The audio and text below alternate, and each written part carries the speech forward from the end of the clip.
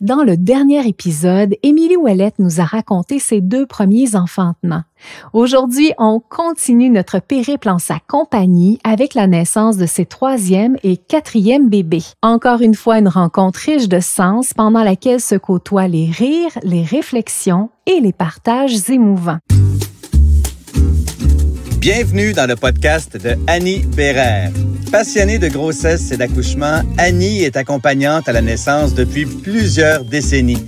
Elle est également ostéopathe spécialisée en périnatalité et formatrice à l'international.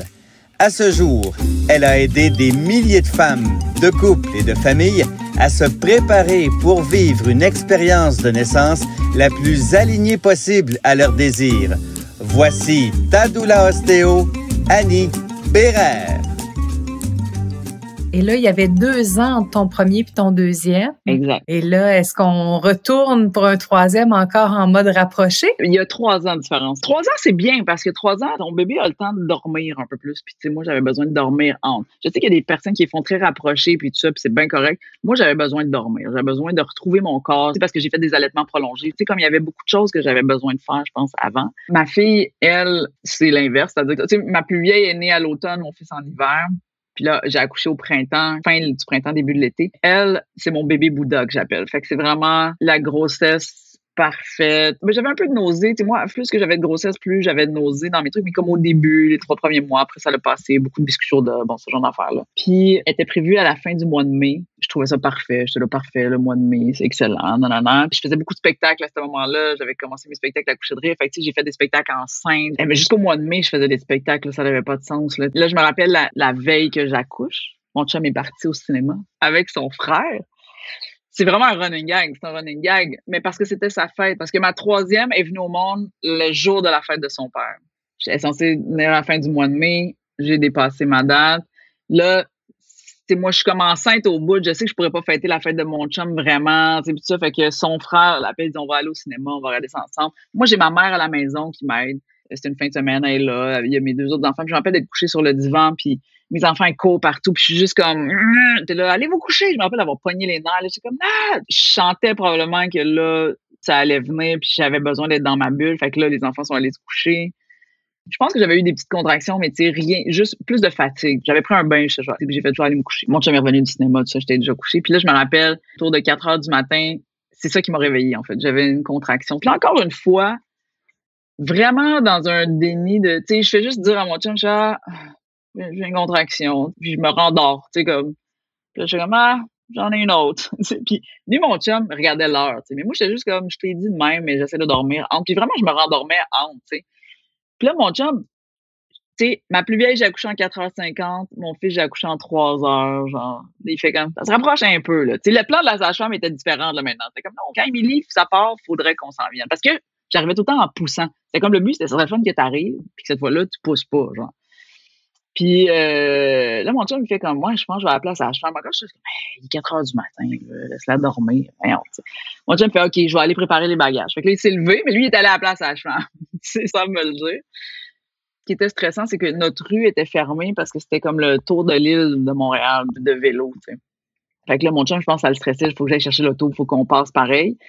Puis je me rappelle que j'ai eu un moment où je me sentais pas prête. Tu sais, je me rappelle d'être dans le salon, d'être sur le ballon, puis de prendre des contractions pendant que mon chum est allé comme chercher l'auto pour ça. Puis je me rappelle de m'être juste mis à pleurer. Puis là, mon chum était revenu. Ma mère était là aussi, tu sais.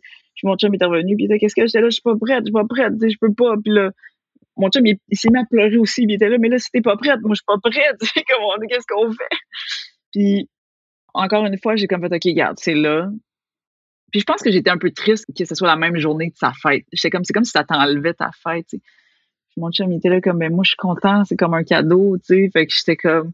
Fait qu'on dirait qu'à partir de ce moment-là, j'ai fait, OK, c'est comme, on va y aller. Là, ça faisait tellement différent parce que dans les 2 autres, j'étais partie, il faisait fret dehors, tu sais. Là, on est comme au mois de juin. Je regarde dehors, puis il y avait des oiseaux, puis le soleil se levait. On part pour la maison de naissance, puis là, moi, mes contractions, ma gestion de la douleur, ça va être des gros cris que je fais. Puis c'est des cris contrôlés, mais graves, qui résonnent, qui m'aident à prendre ça. Puis je me rappelle que mon chum, il avait ouvert la fenêtre, puis je me dis, y a-tu chaud, tu sais? Mais après ça, il me dit, non, c'était tellement fort, ton affaire, les oreilles, là. Mais tu sais, en même temps, il était là, ils vont pas te le dire, tu sais, comme chut, genre, tu sais. Fait que On s'en va. Très chanceux, c'est la fin de semaine, il n'y a pas de trafic, tu sais. Le running gag, c'était aussi la première fois quand il était venu. Il s'était stationné dans le fond du stationnement. Tu sais, comme il a fallu que je sorte, que je marche, tu sais. Là, cette fois-là, il m'a débarqué à la porte. Tu sais, c'est comme on apprend, là, tu sais, avec le temps. Fait que je poussais pas quand je suis arrivée. Fait que c'était comme la joie, tu sais. J'étais arrivée, j'étais dilatée à 8, mais je poussais pas. J'étais comme, oh my God. Fait que là, on s'installe dans la chambre. Puis là, la sage-femme, parce qu'on n'est pas dans un rush, elle me dit, est-ce que tu veux que je te coule un bain? Moi, j'avais jamais pensé à coucher dans l'eau ou quoi que ce soit, mais j'ai fait, en way, donc, go. Fait que là, elle coule le bain, on a le temps de mettre de la musique. C'était comme tout ce qu'on n'avait pas fait pour les autres. C'est là, oui, je m'étais fait une playlist, mets la musique, roule mon ordi, mets la musique, mais on n'entend pas la musique parce que l'eau coule. Mais quand l'eau arrête, la musique, écoute, un gros dance, là, c'est comme puis moi, je suis en contraction, je peux pas rien dire, genre, mais il s'est trompé de bouton, genre, mais personne n'osait rien dire parce qu'il disait, hey, c'est la playlist qu'elle a choisie, tu sais, comme. Et là, quand je finis ma contraction, je fais, c'est pas la playlist. Il était là comme, OK. Moi, changer la playlist, mets une belle playlist avec ben des chansons qui étaient douces, inspirantes, qui étaient, pour vrai, ce souvenir-là, il est là. Je me rappelle que moi, quand j'embarquais dans le bain, là, la douleur a coupé de moitié. C'est genre vraiment, là, 50% moins de douleur instantanément, tellement que mon chum, quand lui m'a regardé, il était sûr que le travail avait arrêté d'une shot. Il était comme, c'est sûr, ça a arrêté parce que je criais plus, j'avais plus rien. Puis là, moi, j'ai juste ouvert mes yeux un moment donné, puis j'ai fait, je pousse. Moi, je dis, voyons. J'avais vraiment plus cette douleur-là. Puis je fais, là, je pousse. C'est là, c'est maintenant. Fait que là, mon chum, tu sais, qui me soutenait par en arrière, moi, je pousse, je touche la tête. Tu sais, là, quand tu touches la tête qui est là, tu fais comme, wow, tu sais, comme, c'est ça, tout s'en vient concret, c'est là. Tu sais, quand on dit, tantôt, on parlait de, tu sais, faire caca, tu fais ça, puis les sages-femmes que je vois, que là, ils ont une petite prise, puis là, ils vont ramasser tes affaires. C'est comme tout ça n'a plus d'importance. Genre. Là, ma fille est venue au monde, là, je sais pas encore que c'est une fille, mais bref, elle vient au monde. Tu sais, la tête naît. C'est weird quand tu y penses, la tête est là, dans l'eau, puis là, tu pousses, puis là, paf, là, elle sort, puis là, elle est sur moi. Puis, tu sais, elle pesait 10 livres. Tu sais, moi, j'avais des grands bébés, des gros bébés, mais elle, c'est mon plus gros bébé, tu sais. Puis, elle est là, couchée sur moi. Puis là, j'ai pas encore accouché le placenta. Mais là, je fais une hémorragie. Mais moi, j'ai pas le même souvenir que tout le monde. Les autres se sont mis à paniquer, je pense. Mais moi, j'étais comme, ça va vraiment bien. Tu sais, moi, j'étais là, j'ai mon bébé. Sauf que là, il faut me sortir du bain. Mon chum prend un bébé, on coupe le cordon dans le bain. Ça, j'ai encore le placenta. Fait que tu sais, c'est comme c'est weird. Là. Je me promène avec une corde de placenta, je m'en vais dans le lit, j'accouche le placenta. Mais là, j'ai une hémorragie. Fait que là, semble-t-il que c'est paniquant pour tout le monde. Il me donne des shots d'adrénaline dans les cuisses. Honnêtement, mon souvenir de ça, c'est que je suis très apaisée. Genre, j'ai pas de... Moi, je suis couchée, je ferme mes yeux, pis ça, mais mon chum était dans une panique, je pense, avec le bébé. Il arrêtait pas de me dire « Émilie! Émilie! » Puis là, moi, j'étais comme « Hey, tu gosses, là, je viens d'accoucher, laisse-moi me reposer. » Mais lui, je pense dans sa tête, il s'imaginait que j'allais mourir. Là, je pense que j'étais comme... je peux pas analyser la dangerosité de l'affaire. Je peux juste dire comment moi, je le vivais. Je me sentais zéro en danger. Je me rappelle que ma sage-femme, elle, ce qu'elle voyait, c'était moi avec le drap qui était probablement taché de sang. J'en avais beaucoup, beaucoup de sang. Elle dit, dans tes croyances, là, elle dit, je sais que tu crois un peu à... Tu sais, tu parles à ton bébé, tu es alerte à ce qui se passe autour en termes de spiritualité, puis tout ça. Puis elle disait, là, tu perds beaucoup de sang, tu es en hémorragie. Puis elle dit, si ça n'arrête pas, il faut qu'on te transfère à l'hôpital. Fait qu'elle dit, parle à ton corps, parce que c'est là, il faut que ça se passe. Fait que là, moi, mon souvenir, ça a été de faire, la dernière place où j'ai envie d'aller, c'est à l'hôpital. Tu sais, dans ma tête, j'étais comme, non, non, non, non, non. Fait que j'ai vraiment fermé mes yeux, puis j'ai fait, regarde, la job est faite, le bébé est là, le placenta est là. Tu sais, c'est comme si j'ai parlé à mon corps en me disant, t'as plus besoin, là, il y a pas de danger, il y a pas, tu sais, fait qu'on arrête ça là, tu sais. Ça fait partie de mes croyances. Je sais très bien que j'ai eu des shots d'adrénaline, je sais que tout ça, tu sais, je veux dire, mais moi, je pense que c'est l'ensemble de la chose dans mon récit qui a fait que ça l'a arrêté, ils ont changé les draps, l'hémorragie s'est contenue, top shape, fait qu'on est resté là. J'ai eu du bon pain doré, j'ai eu le droit de manger ce que je voulais quand je voulais parce que fallait pas que je sois anémique, fait que, tu sais, j'avais besoin de surplus de fer, fait que, tu sais, c'est tout ce dorlotage-là. Puis tu vois, nous, il y a toujours aussi une affaire qu'on a faite au 4, c'est que nous, on savait pas si c'était un garçon ou une fille. On n'a jamais choisi les prénoms avant. Mes enfants, mes bébés m'ont vraiment dit leurs prénoms. Ils nous ont vraiment dit leurs prénoms. T'sais, notre running gag, c'est qu'on allait toujours dans la bibliothèque de la maison de naissance où ils ont des livres de prénoms. Puis là, on revenait avec les livres de prénoms, puis on regardait les prénoms. Puis on était attentif à l'énergie, mettons, puis tu sais, du bébé, puis le nôtre, puis tout ça. Fait que pour ma plus vieille, ça s'est fait vraiment rapidement. Je pense que c'est mon chum qui l'avait trouvé, puis c'était ça. Puis quand mon fils est venu au monde, on avait 3 noms pour mon fils. On avait comme Colin, Louis, puis Elliot. dans la tête qu'on aimait. Mais moi, j'étais là, mais non, c'est aucun des trois. J'étais comme, ça marche pas. Puis on avait regardé, le livre, puis Noah avait résonné vraiment fort. Mais là, j'ai regardé mon chum, je disais, mais qu'est-ce que t'en penses? Puis il était, regarde, moi, il dit, je l'ai su vraiment pour notre première, puis tu m'as fait confiance. Fait qu'il dit, tu sais, là, j'avais vraiment fait, OK, c'est Noah, puis c'est ça. Puis à notre troisième, on est allé chercher le livre des noms, puis ça. Puis là, on a fait vraiment une liste. C'est comme si mon chum puis moi, on s'entendait sur 0, genre. Fait qu'on s'était dit, on va faire un brainstorm. On avait comme 10 noms. On écrit les noms, qu'on aimait, là. C'était comme 10 noms qu'on aimait. Puis après ça, on a fait comme un jeu, puis on s'est dit, on va les classer de 1 à 10, t'sais. Comme ton préféré au 10. Puis la même affaire, fait ça chacun notre bord, puis après ça, on verra. Puis le premier nom, c'est le seul qu'on avait en commun. Fait que c'est comme ça qu'on a nommé notre troisième. Puis là, je me rappelle que, ma mère était venue avec mes 2 plus vieux. Puis là, c'était le soir. Puis c'était le fun parce que la maison de naissance faisait comme un petit rituel aussi qui leur donnait des biscuits. C'est comme si c'était le bébé te souhaite la bienvenue. Puis il y avait comme des petits cadeaux, pour les enfants. Fait que c'était vraiment chouette. C'est ça. Ma troisième, c'est le même jour de fête que son père. Il y a toujours un moment dans leur journée de fête où elle kidnappe son père, puis qu'elle l'amène manger une crème glacée en cachette, juste les deux. Évite les si j'avais su en connaissant à l'avance toutes les étapes importantes jusqu'à la fin de ta grossesse. Rendez-vous dans la description pour télécharger dès maintenant ton calendrier pour une grossesse facilitée et bien organisée.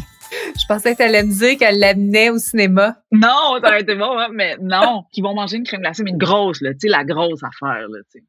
Fait que c'est comme leur rituel. Je pense que c'est devenu quelque chose de super précieux. Fait que ouais, puis voilà. Puis là, on a-tu le temps? Je te raconte-tu mon dernier accouchement? Absolument.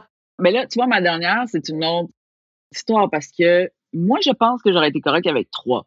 Tu sais, dans le sens que j'étais correcte avec 3 enfants, c'est quand même beaucoup. Puis je vieillis aussi, là, tu sais, j'étais rendue dans la trentaine. Puis à ma année dépassée 35 ans, je fais... tu sais, moi, je savais, j'étais là, moi, j'aurais pas de bébé dans ma quarantaine. Tu sais, j'étais comme, moi, je veux pas... Moi, personnellement, à un moment donné, je veux passer à une autre étape. Puis là, quand je disais à mon chum, je disais, je pense que ça serait fini, tu sais. Puis là, mon chum était là, ah ouais? Tu sais, comme, mais non, ça se peut pas que ce soit fini. Je pense qu'il y en a un autre. Puis je disais, ah ouais, tu penses qu'il y en a un autre? Je disais, moi, je pense pas qu'il y en a un autre. Puis j'ai fait, tu sais, s'il y en a un autre, là, j'étais comme, faut que ça se fasse bientôt parce que là. Fait que là, on a comme fait un deal. J'ai dit, regarde, on va s'essayer pendant 3 mois. Si ça marche pendant ces 3 mois-là, good. Mais si au bout de ces 3 mois-là, ça marche pas, c'est fini, puis on passe à une autre étape. J'ai fait OK. Je pense que j'ai fini de le dire, puis je devais être enceinte. Là, genre. Ça a marché à tout de suite. Fait que tu sais, en fait, tellement que je pense que je suis tombée enceinte, mais que j'ai eu des menstruations après. Parce que moi, j'ai su que j'étais enceinte avant de passer un test. Je savais que j'étais enceinte. J'étais là, tu sais, là, tu connais ton corps, là, puis j'étais comme, non. Je ne même pas, je dis, ouais, je vais aller passer un test de grossesse, mais j'étais comme... pas mal certaine que je suis enceinte parce que j'avais les symptômes, je le savais. C'est pas que j'avais des symptômes tant que ça, mais j'étais comme, je le sais. T'sais. Je pense que j'ai pris un test de grossesse qui me restait d'il y a 3 ans. C'était sûr que j'étais enceinte. Je l'annonce à mon chum au début, juste à mon chum. Il est comme, mais on le dit pas tout aux enfants parce que, tu sais, je sais pas, on se laisse un peu de temps. Tu sais, fait que ce bébé-là était comme, c'était aussi la conscience des autres enfants parce qu'il était quand même petit, tu sais, comme pour leurs autres fratries. Fait que, tu sais, ma plus vieille, elle avait 5 ans, je pense, quand ma troisième est venue au monde. Fait que, tu sais, c'est comme là, ma plus vieille avait 7 ou 8 ans. Tu sais, il y avait comme une conscience plus grande, là, tu sais. Fait qu'il y avait tout cet engouement-là. Celle-là, ça a été une grossesse pénible parce que là, j'avais des maux de cœur intenses, vraiment intenses, là, qui me paralysaient du matin au soir. J'avais de la misère à sortir. Fait que tellement que moi, j'ai même envisagé faire une interruption de grossesse. C'était trop. Ça handicapait tout le temps. Puis j'aurais été correcte avec cette décision-là aussi. Tu sais, c'était comme aussi le fait de réaliser, là, je suis fatiguée, j'ai 3 enfants en bas âge, ça marche pas. Puis là, ma sage-femme, elle a fait, on peut essayer du Diclectin. Là. Puis le Diclectin a marché, qui est une médication qui enlève le mot de cœur. Mais fait que ça a marché, puis je suis contente. Fait que voilà, j'avais aussi besoin de prendre des suppléments de fer. Tu sais, il y a comme un peu de trucs comme ça. Mais c'était comme un peu conflictuel pour moi, cette grossesse-là, parce que je suis plus fatiguée, je suis plus vieille, j'ai d'autres enfants, je continue à travailler, tout ça. Mais en même temps, je savais que c'était ma dernière. Fait que ça, je suis contente parce que j'ai vraiment vécu chaque étape en sachant que c'est la dernière fois. Puis, tu vois, la première fois qu'on a entendu le cœur de ma dernière, parce que j'étais tellement dans tu sais, je travaille, si ça, oui, on a rendez-vous chez la sage-femme, OK, on y va. Mon chum, il était là à tous les rendez-vous de mes sages-femmes de mes 4 enfants.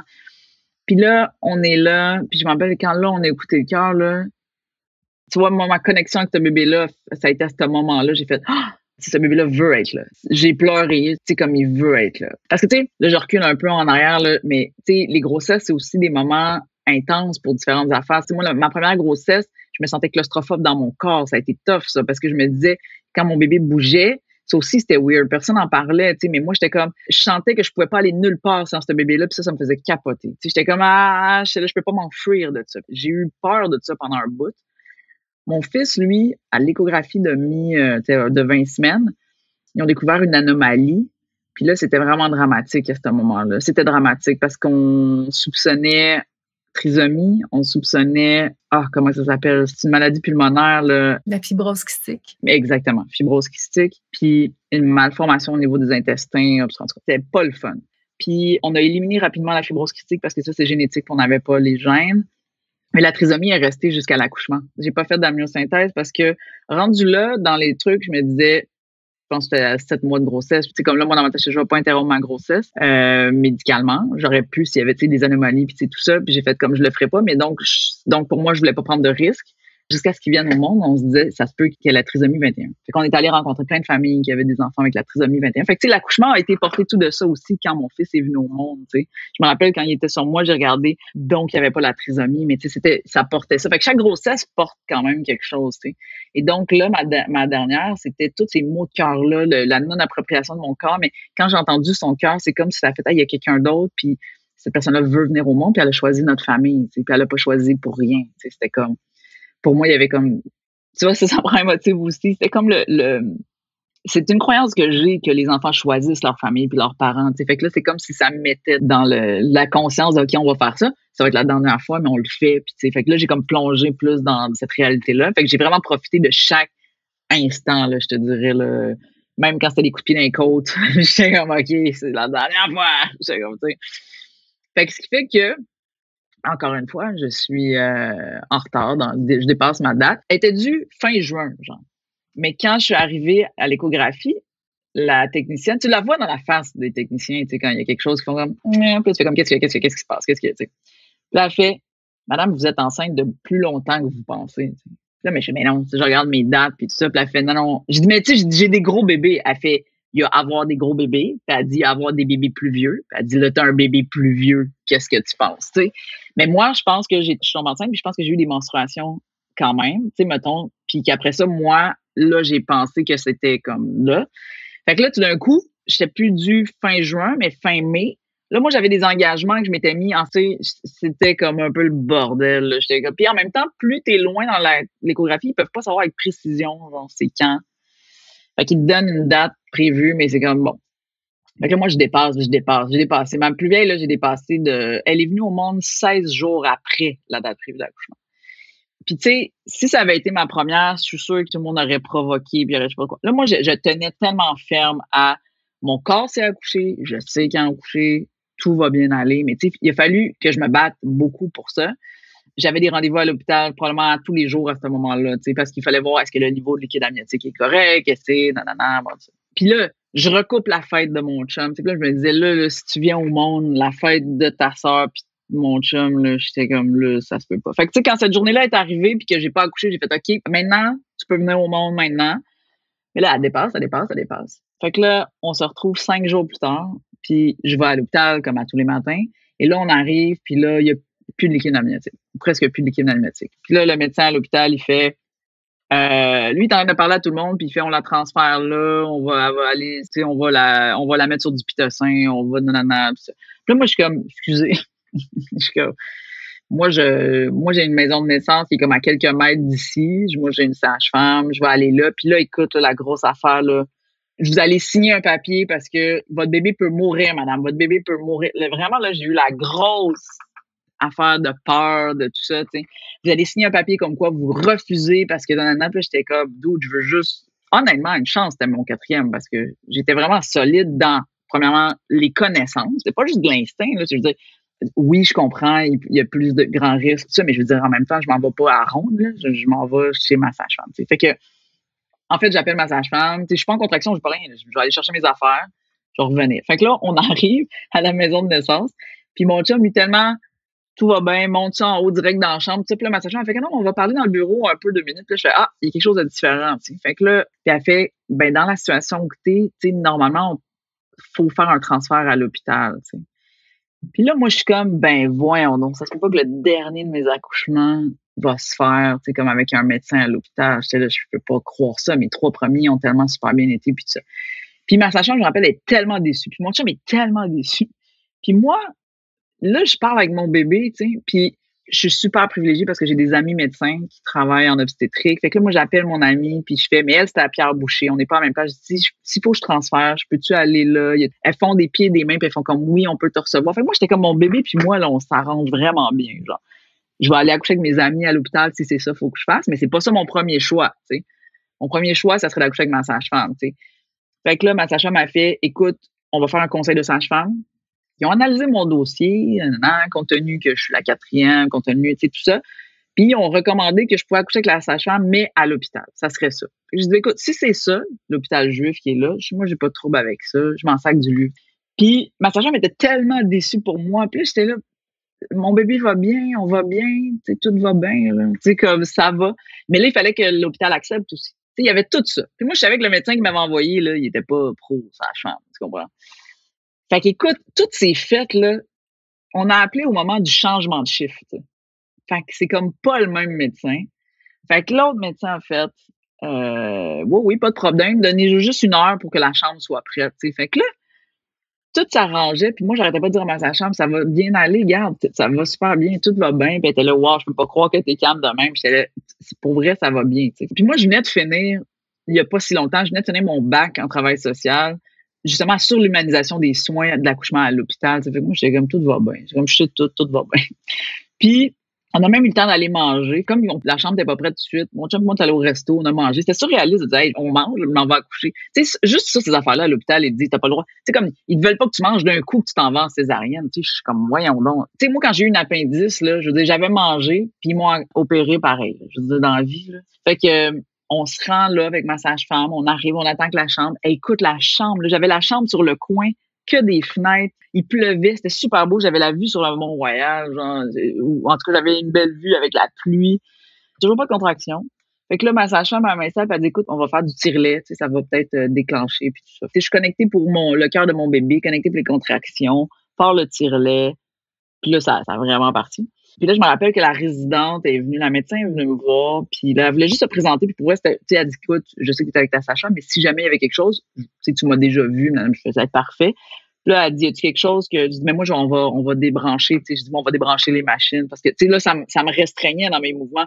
Puis là, elle était là, non, c'est vraiment important que tu les gardes. Puis là, j'étais là, non, moi, il faut que je bouge. Mais tu peux tourner autour de la machine. Là, j'étais là, niaise. Tu sais, moi, dans ma tête, j'étais là, parce que là, j'avais des contractions qui étaient commencées. Puis là, quand elle est partie, moi, je me suis mis à pleurer, puis je me suis vraiment mis à pleurer beaucoup. Puis j'étais assise sur un ballon, puis je me sentais branchée, puis perdue. Puis sais-tu quoi? C'est ça qui doit être insupportable pour les femmes. Parce que, premièrement, les lumières étaient au néon. C'est con, mais ça joue beaucoup. Le fait d'être branché, de pas être libre dans tes mouvements, d'avoir des gens qui te parlent puis qui essayent d'avoir accès là, à la partie rationnelle de ton cerveau, alors que moi, c'est pas cette partie-là qui a besoin de gérer la douleur. Fait que ma douleur était plus aiguë à cause de ça. J'ai dit, être dans ce contexte-là, c'est sûr que je demande la péridurale parce que c'est impossible à gérer. T'sais. J'ai regardé mon chum, je disais, je veux plus l'avoir, je ne veux plus l'avoir. Ils se sont vraiment assurés qu'il n'y avait plus personne qui rentre. Là, quand ma sage-femme est revenue, j'ai dit, je veux pas rester branché sur ces machines-là. Puis tu sais, là, ma sage-femme, je me rappelle, elle m'a dit, tu sais, ils disent ça parce que on veut juste mieux calculer tes affaires puis tout ça. T'sais, je me rappelle avoir dit, c'est quoi, qu'est-ce qu'on veut savoir? Puis là, elle m'avait regardé et elle a dit, mais on veut s'assurer que ton bébé va bien. T'sais. Et là, quand elle m'a dit ça, là, moi, là, ça l'a fait comme un fou. Moi, j'étais tellement convaincue. J'étais là, mon bébé va bien. T'sais. Puis là, j'ai regardé et j'ai dit, mon bébé va bien. J'ai dit, on enlève tout. Puis elle a dit, on enlève tout. Je vais préciser pour les gens qui vont écouter ça parce qu'ils vont dire, mais elle est folle. T'sais, c'est pas ça. C'est que tu sais, le cœur du bébé, là, les sages-femmes ont la machine qui se transporte pour écouter le cœur de ton bébé. Puis plusieurs fois pendant l'accouchement, ils vont aller écouter le cœur de ton bébé. Tu n'as pas besoin d'être branché non-stop sur une machine pour avoir ça. Elles savent ce qu'elles font. Les contractions, pas besoin d'une machine pour me dire dans pas long, on va en avoir une. Je la sens. C'est absurde. C'est absurde parce que ta douleur continue parce que tu l'anticipes. Tu sais. Pour moi, ça, c'est absurde. Fait que bref, on a enlevé ça. J'ai dit, je vais aller dans le bain. Mais ils font pas ça à l'hôpital. Fait que là, d'habitude, ils sont comme, Fait que là, elle dit, ben, laisse-moi aller voir, je vais voir s'il est comme bien propre, tu sais, puis tout ça. Fait qu'ils ont rempli le gros bain. Là, moi, je gérais mes contractions du mieux que je pouvais. Puis, je suis rentrée dans l'eau. Puis cette fois-ci, tu sais, mon souvenir de soulagement puis d'apaisement, ma 3e, là, ça l'a fait l'effet inverse. C'est comme si ça l'a fait, oh, on accélère la cadence, tu sais. Mais je voulais pas être nulle part d'autre, là. Je voulais être dans l'eau quand même, mais ça m'a pas fait un instantané comme ça m'a fait à ma troisième. Puis, je me rappelle d'un moment donné de regarder ma sage-femme puis de faire parce qu'avant que j'aille des contractions, tout ça, elle m'avait fait comme un examen, puis j'étais dilatée à 4, sans aucune contraction, sans rien. T'sais. Puis à un moment donné, j'ai fait, faudrait peut-être faire un examen, pour regarder, puis je me rappelle, ma sage-femme m'avait fait, pas sûr qu'on a besoin d'un examen. Je pense que, tu pousses, puis c'est là, tu sais. Puis pour ma dernière, ce que je me rappelle, c'est que j'avais tellement le contrôle total de ma position, j'étais comme semi-accroupie. Je pourrais même pas te dire c'était quoi la position, mais je me rappelle que, mon chum, jusqu'à date, il est toujours proche de moi, puis tu sais, un moment donné, il a mis sa main sur ma cuisse. Moi, j'ai les yeux fermés, puis je me rappelle, j'ai pris sa main, puis j'ai juste tassé. C'est comme là, il y a un moment où tu fais, là, il n'y a plus rien qui me touche, il n'y a plus personne qui me touche, parce que là, c'est moi puis mon bébé, puis c'est that's it. Puis je me rappelle d'avoir lâché un cri, là, j'avais profond, là, puis long, là. Si c'était mon chum qui te racontait cette histoire-là, il dirait que ce son-là, il sait pas où je suis allée le chercher, mais a touché tellement la corde, là, mon chum s'est mis à pleurer à ce moment-là. Il était comme, c'est comme s'il y avait comme quelque chose de magistral à ce moment-là. Puis ma dernière, elle est sortie d'un coup. Il appelle ça comme un peu un Red Bull, là. Les épaules n'ont pas tourné. Elle a fait comme, je sors d'une shot. Puis je me rappelle que elle est sortie, là, je me suis placée, je l'ai mis sur moi. Elle pleurait. Mon chum pleurait. Puis moi, je me suis mis à pleurer. Puis c'est comme si, pour moi, ça a été notre façon de se mettre sur la même longueur d'onde. On s'est mis sur la même longueur d'onde à ce moment-là. On a coupé le cordon là. Puis là, j'avais pas envie de rester là pour le placenta, se rendre dans le lit avec mon bébé, réaliser là, que c'est une fille, la mettre au sein, tout ça. Refaire la même joke 2 fois à ma sage-femme que je suis pas gelée. Puis elle est comme je suis voyons. En plus, j'avais compté avant. Te rappelles-tu la dernière fois que j'ai fait ça. Puis, tu sais, mettons, ma première, j'ai accouché en 4h50, ma deuxième en 2h30, troisième, je pense, en 3h20, puis elle en 1h30, je pense. Tu sais, fait qu'à partir du moment où j'ai eu des contractions, elle est venue au monde là, comme 1 heure plus tard. C'est rapide. Puis, de repartir de l'hôpital, d'aller à la maison de naissance, là, d'avoir tout le repas, le ci, le ça. Mes 3 premiers, j'ai accouché dans la même chambre. Mais là, il y avait quelqu'un qui était là. Fait que là, j'étais dans l'autre chambre. Puis c'était comme parfait parce que mes 3 premiers, j'ai accouché un dimanche. Elle, c'était un lundi. C'était pas le dimanche. C'est comme une autre chambre. Puis là, mon chum va chercher le livre des prénoms. Le premier nom qu'il dit, il fait Ophélie. Puis là, je fais comme, oh my God! C'est ça. J'ai dit, c'est ça. J'ai dit, c'est son nom. Puis là, mon chum me regarde et fait, mais non, on n'a même pas regardé les autres noms. Puis là, je fais, non, mais il faut regarder les autres noms. Je dis, OK, on va regarder les autres noms si tu veux. Mais dans ma tête, on regarde les autres noms pour absolument rien. Parce que c'est clairement Ophélie. Fait que là, on a regardé les autres noms. On a écrit plein de noms. Puis là, on biffait des noms. Puis là, j'étais comme, il était là, ouais, c'est Ophélie. Je te l'ai dit il y a 1 heure, mais ça va, c'est correct. On a fait le jeu pareil. Puis, tu sais, rester là. Puis, tu sais, quand je te dis les attentions, les sages-femmes, les aides natales prennent toujours un Polaroid, on prend une photo, puis on écrit dessus, un petit mot, puis là, ils mettent dans un cartable, puis on garde ça, t'sais.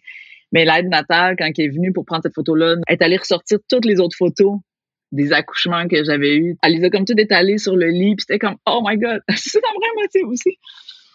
Parce que moi, je savais que je finissais ce chapitre-là de ma vie, tu sais, mais de voir toutes les fois où j'ai accouché dans cette même place-là, avec elle, en plus, c'était comme aide natale, les 4 fois, sur quand même 8 ans, là, tu sais, ça aurait pu être vraiment d'autres personnes, là. Puis là, de revenir à la maison, mais là, le truc qu'on faisait, c'est qu'on disait jamais à personne si c'était un garçon ou une fille non plus, tu sais, même de notre prochaine famille, on leur faisait toujours ouvrir la couche, tu sais. Fait que là, je me rappelle de ce souvenir-là d'être chez nous, de mettre le bébé sur le lit, puis là, d'avoir mes 3 enfants, ma mère qui sont là, puis de faire comme, oh my lord, puis tu sais, d'ouvrir la couche, puis là, de se rendre compte que c'était une fille. Puis je me rappelle, tu sais, mon fils a fait comme, tu sais, mon fils, il voulait tellement un frère. Puis ça, c'est drôle parce que moi, j'ai beaucoup d'amis qui vont demander le sexe, tu sais, pendant la grossesse, justement pour ça, souvent pour prévenir, tu sais, pour justement gérer les déceptions, tout ça, parce que ça va nous laisser une couple de mois pour ça. Moi, je leur ai jamais dit parce que je respecte leur choix, mais je les juge un peu parce que c'est vrai que mon fils a été déçu sur le coup, mais ça l'a pas pris 2 minutes. Il y a un bébé, tu vois, c'était concret. Je pense que s'il l'avait su à l'échographie, il aurait été déçu avec rien de concret. Il aurait peut-être même plus cheminé ça. Alors que là, il a fait quand, mais tu sais, 2 secondes après, il est assis sur le divan, il l'a. Puis aujourd'hui, là, le lien que mon fils a avec ma dernière, c'est sa petite sœur, il se bataille tout le temps avec, il la protège. Il avait 6 ans quand il est venu au monde, puis il avait déjà, tu sais, ce feeling-là. Fait que je pense que la déception aurait fait place tout de suite à la découverte et la curiosité, tu sais. Fait que ouais, c'est ça. C'est l'histoire de mes 4 accouchements. Puis j'espère que, tu sais, on sait jamais comment c'est quand on vieillit puis tout ça, mais puis que la faculté de la mémoire, puis on n'a pas tant de contrôle là-dessus, mais c'est des événements tellement importants, puis tellement marquants dans une vie. C'est encore très vif pour moi, puis l'un des rituels qu'on a, c'est qu'à chaque fois que c'est la fête d'un de mes enfants, c'est sûr que pendant le souper, un moment donné, je fais comme, je repars, puis je raconte l'histoire de naissance, t'sais. Mais autant pour moi que pour eux, là, des fois, ils sont rendus comme, pas encore, puis je fais comme, non, comme, on va l'avoir, mais tu vois, ma plus vieille, elle est contente, là, c'était sa fête, puis elle était comme, ouais, je veux la réentendre, je veux la, tu sais, mais je vais le faire à chaque année, à chaque fois à leur fête, je vais la raconter. Ils se l'approprient aussi. C'est comme ça que tu es arrivé dans notre famille, c'est comme ça que tu es arrivé au monde, avec les affaires drôles, les affaires niaiseuses, puis les affaires touchantes aussi, tu sais, fait que, ouais. Émilie, parmi toutes les publications que j'ai lues de toi, parce que tu nous fais beaucoup réfléchir sur les réseaux sociaux, entre autres, Ouais. il y a une publication dans laquelle tu partageais ta réalité de maman en postnatal qui veut aller retourner travailler. T'en es où là, par rapport à cette réflexion-là, avec encore plus de recul qu'au moment où tu as écrit cette publication-là? C'était, je me souviens de cette publication-là, j'avais mis la photo de moi sur scène avec mon bébé, hein, avec ma dernière. Exactement. Puis dans cette publication-là, je parlais de c'est ça, de ce désir-là de vouloir continuer à vivre à toutes les parties de notre vie qu'on est en tant que femme professionnelle, puis tout ça, mais en même temps d'avoir le bébé. Ma réflexion est toujours la même au sens où je trouve que la société est difficile envers les femmes pour plein de raisons et donc valorise beaucoup la pression de performance. D'être capable de tout faire est très valorisé. D'être capable de à la fois travailler, d'avoir un bébé, de faire ça. C'est vraiment valorisé, c'est survalorisé. Je pense au détriment de notre santé mentale, puis probablement au détriment de l'attachement avec les enfants, puis tout ça. Mais en même temps, je ne veux pas culpabiliser aucune mère parce que, tu sais, moi, là, la réalité, c'est que quand j'ai accouché la première fois, je m'étais booké un spectacle 2 semaines après. Ça, tu sais, spectacle que je n'ai pas pu faire parce que j'avais déchiré physiquement puis tout ça. Je me suis sentie tellement déconnectée puis je me suis sentie tellement mal de pas être capable de respecter cet engagement-là puis je me sentais nulle parce que j'en voyais d'autres mères qui étaient capables après 2 semaines de faire d'autres affaires. Tu sais. En même temps, je me verrais pas non plus imposer à une mère, exemple, de pas travailler pendant 3 mois parce qu'on est toutes différentes. Sauf que ce que je questionne, c'est toute la construction sociale qu'on a.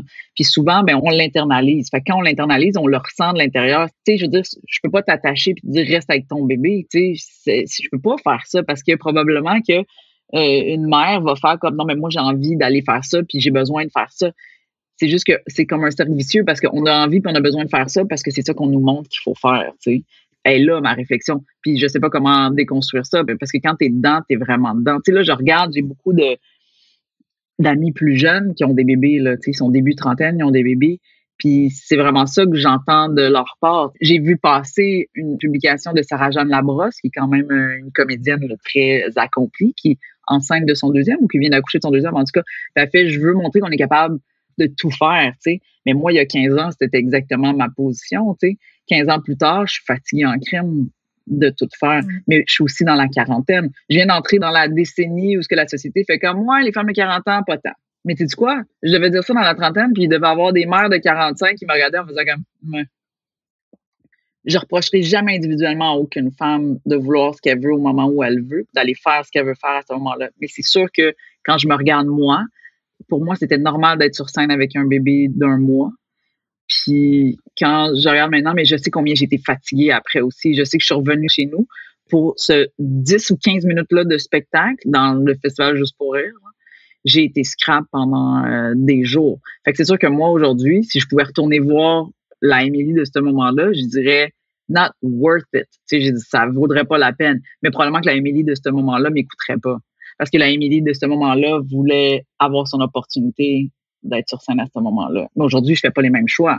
Tu sais. Mais aujourd'hui, j'ai pas de bébé naissant qui m'empêche de dormir à tous les 2 heures. Tu sais, il y a ça aussi. C'est qu'on va tellement valoriser le bon bébé que c'est une claque d'en face quand t'en as un. Tu sais, le bébé, on dit le bébé, il fait pas ses nuits. Excuse-moi, il fait ses nuits, c'est les tiennes qu'il fait pas. C'est ça qu'il fait pas. Parce que il est pas programmé pour dormir 8 heures en ligne. Son système digestif, il fonctionne pas comme ça. Il a besoin de manger beaucoup plus souvent. Ça, ce qui est difficile, c'est quand tu as d'autres enfants qu'il faut que tu te réveilles, il faut que tu gères. C'est difficile, c'est quand il faut que tu te réveilles et que tu continues à travailler. Si tu adoptes le rythme du bébé, ça va. Mais il y a aussi tout ça. C'est comme, Est-ce que tu es tout seul? Est-ce que tu as un partenaire qui comprend l'ampleur de la tâche? C'est tout ça. Fait que c'est sûr que je vais continuer à en faire des publications avec des réflexions comme ça parce que j'ai pas de solution. Puis mon désir, c'est toujours de susciter la réflexion chez tout le monde parce que on est une génération, là, je m'inclus dans les milléniaux. Moi, je suis une vieille milléniale, tu sais. Mais les milléniaux, on est une génération qui essaye vraiment de régler les traumas qu'on a eus de nos parents qui ne savaient pas faire mieux. Tu sais, je veux dire, la génération X, la génération boomers ont fait vraiment ce qu'ils pouvaient avec la génération de leurs parents qui ont eu. Il y a eu une énorme avancée, là, comme d'une shot. On est passé d'avoir des familles de 12 enfants à 3, 4. Tu sais, je veux dire, il y a beaucoup de choses qui se sont passées. On essaye de changer ça, mais en même temps, on nous dit qu'on peut tout faire. Fait qu'on essaie de tout faire, mais on se rend compte qu'on peut pas. Mais comment qu'on fait ça? Fait qu'on sait beaucoup plus d'affaires. On sait que l'attachement, c'est important. On sait que, tu sais, mais en même temps, on peut pas s'attendre de nous que ça soit parfait, là. Tu sais, puis de toute façon, qu'est-ce que la perfection? C'est tout ça qu'on remet en question aussi, là. Merci beaucoup, Émilie. Hey, j'ai un gros coup de cœur pour toi. Vraiment, là. Ben là, merci beaucoup, Annie. Merci beaucoup d'avoir pris ton temps pour venir nous raconter toutes tes belles expériences. Tu sais, je vais terminer en disant la profession sage-femme doit tellement demeurer. C'est pas anodin qu'on essaie de la transformer comme ça. C'est une profession qui a été demandée par les femmes, pour les femmes. Et les femmes vont oublier ça parce qu'on est tellement ancré dans le patriarcat que les femmes vont souvent avoir peur d'accoucher. Fait qu'elles vont dire non, c'est mieux ci, c'est mieux ça. On est dans une société où la femme est tellement peu convaincue. On la dénude de son pouvoir en tant que femme, en accouchant, tout ça. La vision des médecins obstétriciens, elle est différente de celle des sages-femmes. Je pense que les deux doivent coexister. Mais pour qu'elles coexistent, il faut laisser l'autonomie de la profession sage-femme. Elles savent ce qu'elles font. Elles sont pas juste elles savent ce qu'elles font, elles sont formées pour ça, elles ont des bacs de 4 ans plus des stages, que là-dessus, là, tu sais, c'est pas généralisé, médecine généralisée, puis on y va là-dessus. Enlever l'autonomie des sages-femmes, c'est une double entorse parce que c'est autant au niveau de la profession, puis ça a une atteinte directe aux femmes. Tu sais, honnêtement, je soulève la question. Si les sages-femmes étaient majoritairement, c'était des hommes, là. Si c'était des hommes, les professionnels, là, on les trouverait plus crédibles déjà d'emblée. Tu sais, fait que non, faut protéger ça à tout prix. Je suis honnêtement très privilégiée de ne plus avoir de bébés là, qui viennent au monde, mais je vais toujours être une fervente militante de la profession sage-femme, c'est sûr. Merci beaucoup, Émilie. Ah ben, ça fait plaisir. J'ai tout un coup de cœur pour Émilie. Émilie, la femme derrière l'autrice, derrière l'humoriste. Elle pourrait très certainement ajouter sur son curriculum philosophe, en plus du reste, déjà qu'elle porte plusieurs chapeaux. Il y a plusieurs choses sur lesquelles je voulais revenir en lien avec le partage qu'elle nous a offert dans le courant des dernières minutes. La première chose, c'était en lien avec le moment où elle nous racontait qu'elle avait fait une hémorragie. À 2 reprises, elle a dit que les sages-femmes lui avaient donné des doses d'adrénaline. Juste revenir sur cet élément-là, te dire qu'il ne s'agissait probablement pas d'adrénaline, mais bien d'ocytocine. Peut-être que tu le sais déjà, pendant les accouchements, il peut arriver, même si malheureusement ça arrive très souvent, que l'on donne de l'ocytocine de synthèse aux femmes qui donnent naissance. Dans le fond, il y a 2 façons de recevoir cette ocytocine-là. Elle peut être donnée en intramusculaire avec une injection. C'est souvent ce qu'on va faire par la suite après la naissance, justement, lorsqu'il y a, par exemple, un petit peu trop de perte sanguine. Certains hôpitaux, même nombreux, sont ceux qui vont le faire de façon automatique, parfois même sans même demander le consentement juste et éclairé de la part de la personne qui donne naissance. Et l'autre façon dont l'ocytocine est souvent administrée lors des accouchements, c'est vraiment à travers les veines, à travers un soluté. Donc, si je t'accompagne avec Opaléo, sache qu'il y a dans ton espace membre un module sur les interventions et dans ce module-là, il est question justement des inductions ou de la stimulation avec l'ocytocine de synthèse. J'avais aussi envie de revenir en lien avec le bain. Vois-tu comment c'est intéressant? Émilie a vécu 2 expériences complètement différentes en allant dans le bain à 2 reprises différentes pour 2 accouchements différents. Et c'est vrai que c'est comme ça pour vrai. Il y a des femmes qui vont te dire « Hey, wow, moi, le bain, c'était incroyable. Je ne sentais presque plus la douleur. Ça a été miraculeux. » Et il y a d'autres femmes qui ont beaucoup d'espoir, qui se disent « Oh mon Dieu, j'ai tellement hâte d'aller dans le bain. » Et je te dirais qu'aussitôt qu'elles y sont, elles veulent tout de suite en ressortir parce qu'elles ne se sentent pas confortables, elles n'aiment pas ce que ça donne finalement comme résultat. Donc, tout est possible. Si tu as la chance d'avoir un bain à l'endroit où tu donnes naissance, évidemment, ça vaut vraiment la peine d'essayer et de voir comment ça se passe pour toi. Et je te rappelle, fait très important, que pendant un travail, quand il y a une stratégie qui ne fonctionne pas, ça ne veut pas dire que cette même stratégie-là ne pourra pas fonctionner et être même très intéressante un peu plus tard pendant le parcours. Donc, c'est important, éventuellement, si quelque chose ne te convient pas, si tu as envie par la suite de réessayer cette astuce, cette stratégie-là, c'est toujours une bonne idée. Il a aussi été question dans l'épisode du cerveau intelligent. Tu as entendu probablement Émilie qui racontait que lorsque la médecin, l'interne, est venue se présenter à elle avec tout plein de bonnes intentions, je n'en doute pas, ça l'a augmenté sa perception de la douleur parce que justement, elle devait être attentive à ce qu'on lui disait. Elle devait être dans une relation sociale. Pendant un accouchement, si on veut scraper un accouchement, si on veut s'organiser pour que la mère ait le plus mal possible, c'est une excellente stratégie. Lui parler, lui demander de réfléchir, lui poser des questions.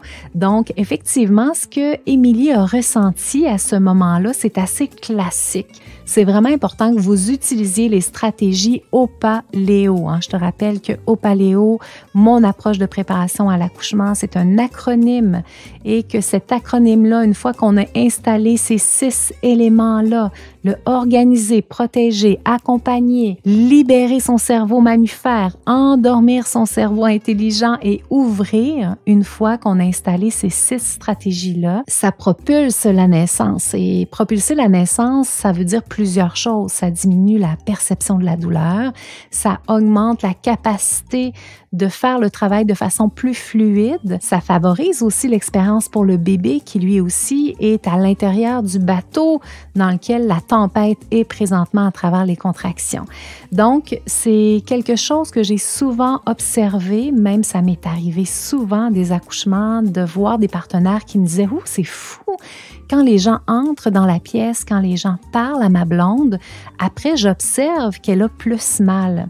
Alors, ce n'est pas dans votre tête, c'est vraiment de la physiologie pure et dure. Je t'invite à me rejoindre dans la page de l'épisode pour avoir tous les liens pour pouvoir rejoindre Émilie Ouellette. Tu peux la suivre sur les réseaux sociaux. Il est aussi possible de la suivre sur son Patreon de façon à pouvoir avoir accès à du contenu supplémentaire. Je te rappelle que tu peux me rejoindre aussi dans les 11 clés pour une naissance facilitée.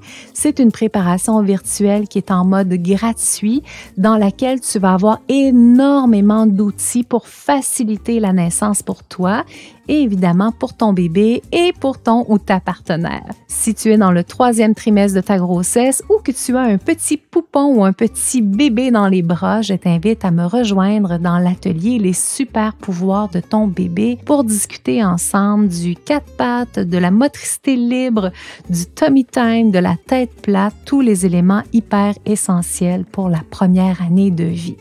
Je t'embrasse très très fort, je te souhaite une magnifique semaine, j'espère que tu auras du temps pour te déposer, pour prendre soin et j'ai déjà hâte de te retrouver pour le prochain épisode.